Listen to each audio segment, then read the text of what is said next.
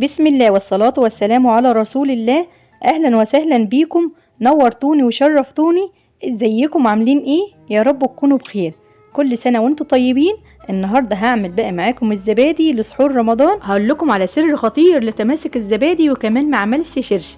كلنا بقى بندخله في فرن ساخن او بنعمله في مكنة الزبادي وبنعمل مجهود وما بيطلعش بالجمال اللي انتوا شايفينه. انا عايزاكي تجربي طريقة النهاردة لو بتعمليه بأي طريقة تانية. اللهم بارك، الزبادي متماسك وكمان كريمي. يا ريت بس قبل ما نبدأ، يا ريت لو أول مرة تشوفيني يا ريت تدعميني باللايك واشتراك للقناة علشان يوصلك مني كل جديد. في الأول بقى بنسمي الله ونصلي على رسول الله. أول حاجة أنا جبت كيلو حليب وصفيته في الأول، وبعد كده ضفت عليه معلقة سكر. السكر هيوزن الطعم، يعني كل كيلو حليب هتعمليه هتضيفيله معلقة سكر، وبعد كده هتقلبيه على البارد. وتاني خطوة هنرفع الحليب بقى على النار. هي دي بقى الخطوة الأولى أو السر الأول في تماسك الزبادي. كلنا بقى بنغلي الحليب مرة واحدة وأول ما بيغلي بنطفي عليه.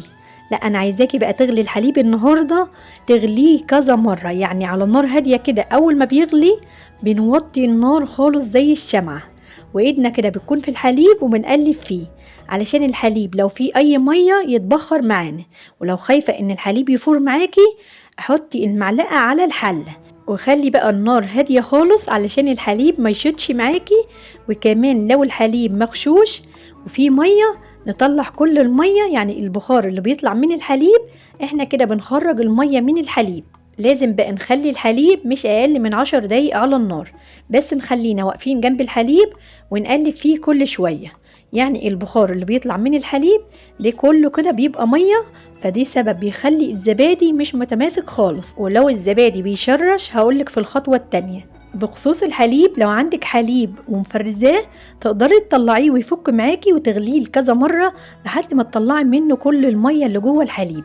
ولو عندك حليب في التلاجة وغلياه وبتستخدميه، طلعيه واغليه تاني على نار هادية خالص علشان ما يشطش وطلعي كل المية اللي فيه.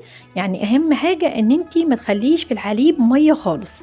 اول ما نزلت الحليب من على النار صبيته في حاجة تانية، وبعد 10 دقايق عمل معايا وش، فخرجت الوش علشان انا عايزة الزبادي يكون كريمي ما يكونش زي البلدي.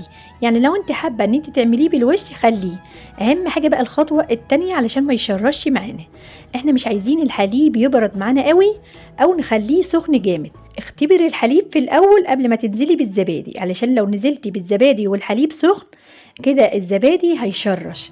لو قدرنا نخلي صباعنا كده في الحليب اقل من 5 دقايق يبقى كده الحليب معانا في الوسط، يعني مش سخن جامد قوي ولا ان هو يكون برد خالص، بيكون في الوسط. بنجيب بقى علبة الزبادي، بس اهم حاجة نوع الزبادي اللي انت بتفضليه علشان يبقى طعم الزبادي اللي انت عاملاه بنفس الطعم. علبة الزبادي اللي احنا بنضيفها على الحليب هي خميرة الزبادي، بس مش هنشتريها غير مرة واحدة بس.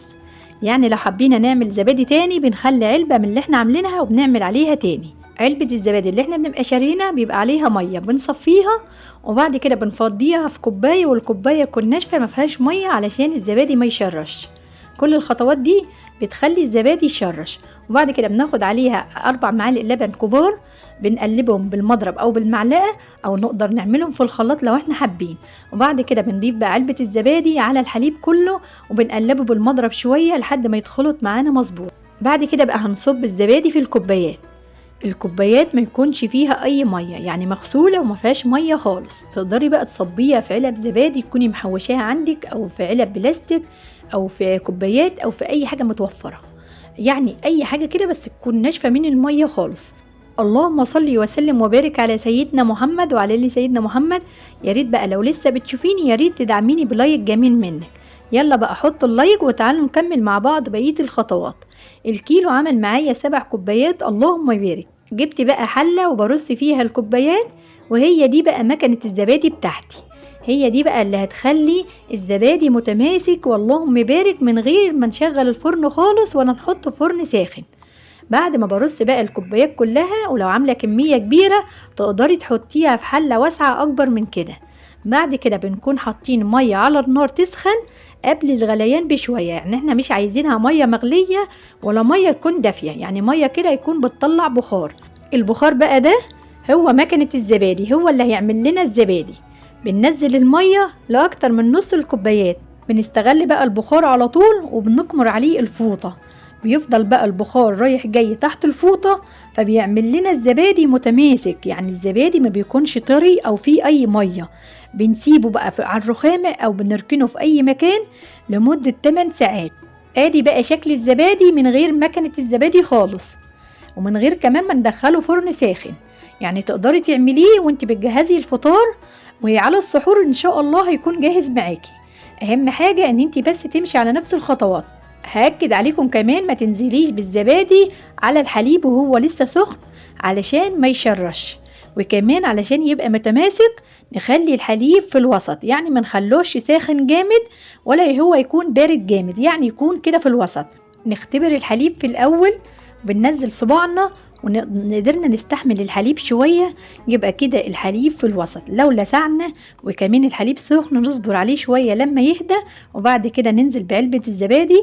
ولازم بقى علبة الزبادي نضربها كويس لما تفك معانا وتبقى زي الحليب. عملنا بقى شوية زبادي ما يتقارنش خالص ببتاع الشركات، طعمه كريمي واللهم بارك متماسك، من غير بقى مكنة الزبادي، وكمان من غير ما نشغل الفرن يسخن. والزبادي اللي بنخليه في الفرن بيفصل، يعني بيعمل شرش فوق والزبادي بيكون تحت. فالنهاردة طريقة سهلة واللهم بارك، نتيجة بجد تحفة، يعني مش محتاجة ان انا اتكلم عنها. شكل الزبادي واضح قدامكم، يعني تكفي الكوباية ما تتكبش معاكي خالص، ومش عاملة اي مية. وكمان طعم الزبادي كريمي، شايفين شكله اللهم بارك، مش محتاجة بقى ان انا اتكلم عنه. انا عايزاكي بقى تجربيه بس بعد ما تشوفي الخطوات كلها وتمشي عليها، يعني مش عايزاكي يفوتك اي خطوة.